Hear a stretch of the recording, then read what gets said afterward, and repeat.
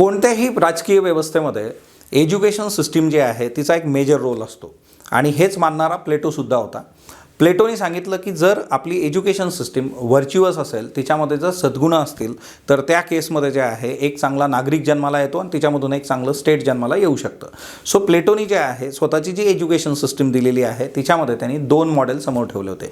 एक मॉडेल जे होतं तर ते अथेन्सचं होतं, दुसरं मॉडेल जे होतं ते स्पार्टनचं होतं. या दोन मॉडेलचा अभ्यास करून त्यांनी स्वतःचं मॉडेल जन्माला घातलं. अथेनियन सिस्टीम जी होती त्या अथेनियन सिस्टीममध्ये आर्ट, कल्चर, मॅथमॅटिक्स, जिओमॅट्री अशा गोष्टी होत्या. पण अथेनियन सिस्टीम जी होती तर ती प्रायव्हेट सेक्टरद्वारे डील व्हायची. म्हणजे अथेनियन सिस्टीममध्ये की सगळे जे काही एज्युकेशन होतं ते खाजगी लोक जे आहेत ते चालवत होती. आता स्पार्टन जे आहेत तर स्पार्टनच्या बाबतीमध्ये जे आहे 300 मूवी तुम्ही नक्की बघितला असेल बघा. नसेल बघितला तर नक्की एकदा बघा, म्हणजे स्पार्टनचा थोडासा फील तुम्हाला येऊ शकतो. या स्पार्टन सिस्टीममध्ये मिलिटरी एज्युकेशन जे आहे फॉर ऑल हा एक मेजर कन्सर्न होता आणि महिला आणि पुरुषांसाठी जे आहे शिक्षणाची संधी जी आहे समान पद्धतीने उपलब्ध होती. याच्यामधला सर्वात महत्त्वाचा आणि जो प्लेटोला आवडलेला आस्पेक्ट होता तो म्हणजे काय की स्पार्टनची जी काही एज्युकेशन सिस्टीम आहे ती स्टेट स्पॉन्सर्ड होती किंवा स्टेट ती एज्युकेशन सिस्टीम राबवत होतं. आता त्याने काय केलं, अथेनियन आणि जे आहे स्पार्टन या दोघांना समोर ठेवलं आणि तिच्यातून अथेनियन सिस्टीमचं कॉन्टेंट घेतलं. म्हणजे तिच्यामध्ये जे काही आर्ट, फिलॉसॉफी, जिओमॅट्री, लिटरेचर हे शिकवलं जात होतं आणि स्पार्टनच्या याच्यामधून महिला आणि पुरुषांच्या बाबतीमधला जो आहे इक्वॅलिटीचा धागा असेल किंवा स्टेट स्पॉन्सर्ड सिस्टीम जी आहे ती त्यांनी जे आहे डील केली. आता प्लेटोचं जे म्हणणं आहे ते असं आहे की स्टेटनी एज्युकेशन जे आहे ते प्रदान केलं पाहिजे. त्याचबरोबर जे आहे याला स्ट्रिक्ट स्पॉन्सरशिप त्यांनी दिलेली होती बघा स्टेटची.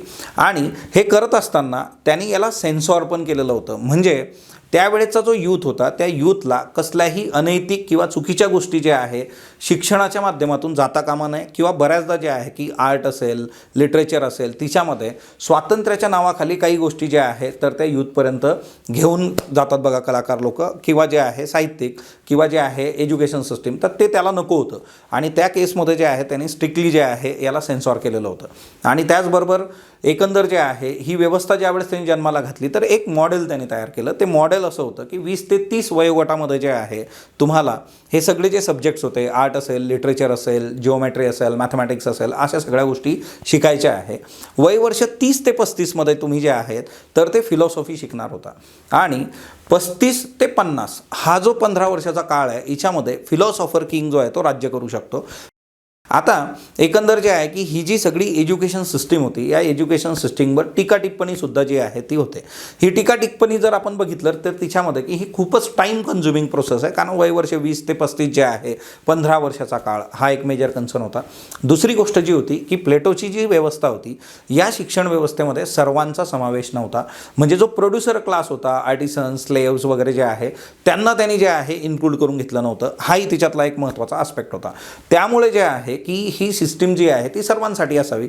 आज जर आपण आपल्या संविधानाचा विचार केला तर आपलं संविधानसुद्धा जे आहे वयवर्ष 6 ते 14 याच्यामध्ये जे आहे स्टेटनी जे आहे एज्युकेशनची जबाबदारी घ्यावी हे सांगतं. याच्याकरता जे आहे DPSP राज्याची मार्गदर्शक तत्व कलम 45 आहे बघा. त्याच्यानंतर जे आहे फंडामेंटल ड्युटीजमध्ये पण आर्टिकल 51A मध्ये ह्या गोष्टी आहेत की ते कर्तव्य आहे पालकांचं. आणि त्याचबरोबर जे आहे आपल्या फंडामेंटल राईट्समध्ये आर्टिकल 21A पण येतं की जे तुम्हाला जे आहे कंपल्सरी एज्युकेशन जे आहे स्टेटची जबाबदारी आहे हे सांगतं. सो बेसिकली जे आहे तुम्हाला प्लेटोची ही एज्युकेशन सिस्टीम कशी वाटते तर ती कमेंट बॉक्समध्ये तुम्ही सांगू शकतात. PSRच्या अशाच महत्त्वाच्या वेगवेगळ्या संकल्पना घेऊन भेटत राहूया. धन्यवाद.